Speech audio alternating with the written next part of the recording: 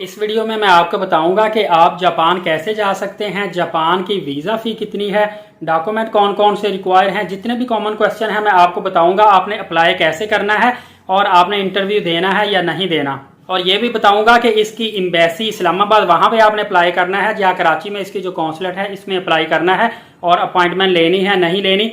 सबसे पहले आप जान लीजिए कि जापान के वीज़े के लिए किसी किस्म की भी अपॉइंटमेंट की आपको ज़रूरत नहीं होती। आपने फिजिकली खुद एम्बेसी में जाकर वीज़ा अप्लाई करना होता है। जापान की वीज़ा फ़ी भी बिल्कुल नहीं है, बिल्कुल फ्री ऑफ कॉस्ट आपका जापान का वीज़ा लगता है।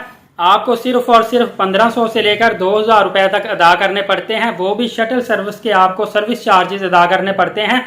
जब आप जापान एम्बेसी में जाते हैं तो आपको शटल सर्विस के जरिए एम्बेसी तक पहुंचाया जाता है, उसकी सर्विस फी होती है वो आपको पे करनी पड़ेगी।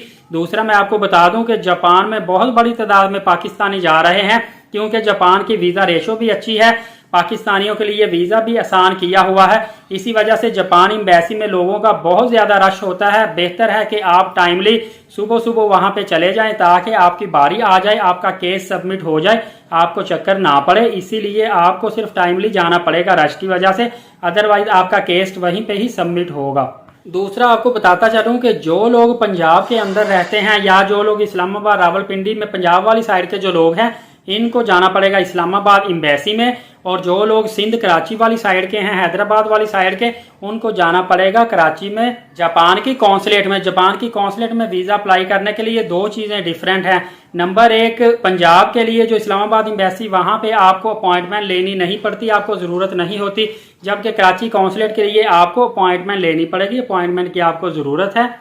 सेकेंड नंबर पे जो डॉक्यूमेंट रिक्वायर होते हैं मैं अभी आपको डॉक्यूमेंट वो बता दूंगा। उन डॉक्यूमेंट में जो एनटीएन नंबर है, इस्लामाबाद वाली साइड पे अगर आप सिर्फ एनटीएन प्रोवाइड कर देंगे आपका वीज़ा लग जाता है, जबकि कराची कौंसलेट में एनटीएन के साथ कम से कम 2 साल के आपने गोशवारे टैक्स रिटर्न जिसको बोलते हैं वो भी जमा करवानी है, जिसमें आपने एक रीजनेबल टैक्स पे किया हो, अदरवाइज आपके वीज़ा रिफ्यूजल चांसेस ज़्यादा होते हैं।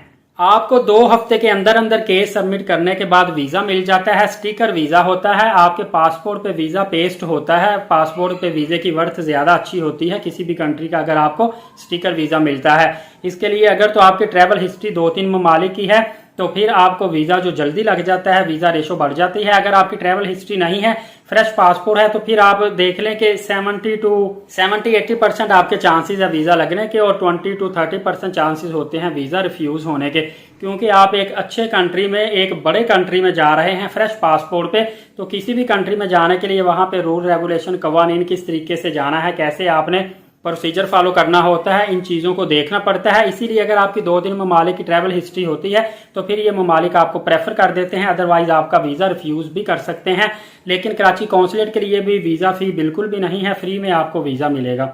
जो आपको डॉक्यूमेंट चाहिए होते हैं इनमें बैंक स्टेटमेंट आपकी अच्छी होनी चाहिए, एनटीएन आपका होना चाहिए, 2 साल के टैक्स रिटर्न आपके होने चाहिए, valid passport, valid ID card, pictures आपके पास होनी चाहिए। सोर्स ऑफ इनकम आपने बताना होता है, जॉब करते हैं तो आपको सैलरी ड्रान जो कम से कम 6 मंथ की सैलरी स्लिपें प्रोवाइड करनी पड़ेगी, और आप जितने अरसे के लिए जा रहे हैं जो कि आपने ट्रैवल प्लान और कवरिंग लेटर पे मेंशन करना होता है, वो आपने उस हिसाब से छुट्टियां भी अप्रूव करवा के वो छुट्टियों वाला लीव अप्रूवल जो लेटर है अपनी कंपनी की तरफ से प्रोवाइड करना है। लेकिन अगर आप बिजनेस कर रहे हैं तो फिर आपको चैम्बर का कार्ड अगर है तो ऑप्शनल आप प्रोवाइड कर दें, अदरवाइज लेटर हेड और विजिटिंग कार्ड आपको प्रोवाइड करना पड़ेगा। और डेफिनेटली जो बिजनेस करता है एनटीएन नंबर ऑलरेडी रिक्वायरमेंट है वो आपको साथ लगाना पड़ेगा। इसके साथ कोई भी आपका एसेट है, कोई आपकी शॉप है, कोई लैंड है, कोई ज़मीन है, कोई गाड़ी मोटरसाइकिल है, तो वो आपको साथ प्रोवाइड करनी पड़ेगी। उसके डॉक्यूमेंट की कॉपी साथ लगा दें, मेंशन कर दें उसको, और आपको एफआरसी या एमआरसी प्रोवाइड करना पड़ेगा। होटल बुकिंग रिजर्वेशन और फ्लाइट रिटर्न टिकट आपको प्रोवाइड करनी पड़ेगी। इसके साथ साथ आपको ट्रैवल और हेल्थ इंश्योरेंस भी देनी पड़ेगी। ये डॉक्यूमेंट होते हैं, इन डॉक्यूमेंट का एक पूरा केस तैयार करके आप खुद एम्बेसी में जाएंगे तो वहाँ पे आप वीज़ा अप्लाई कर सकते हैं।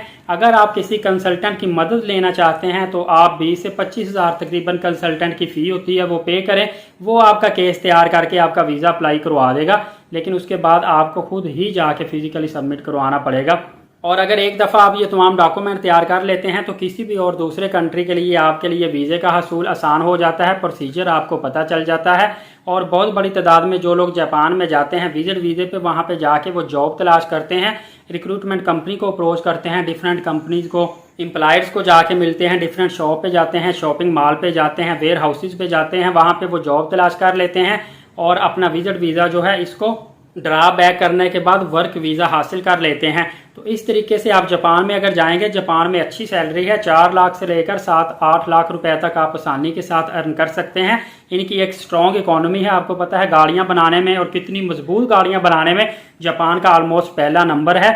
और ये जापान वाले जो लोग हैं टाइम की बहुत कदर करते हैं। यहाँ पे काम थोड़ा सा हार्ड होता है, लेकिन जो काम करना जानता है, हार्ड वर्क करना जानता है, उनको ये उनका सिला भी बहुत अच्छा देते हैं।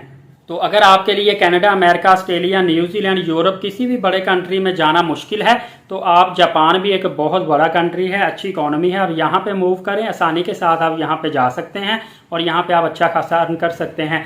उम्मीद है ये एक नई मालूमात आपको पसंद आई होगी।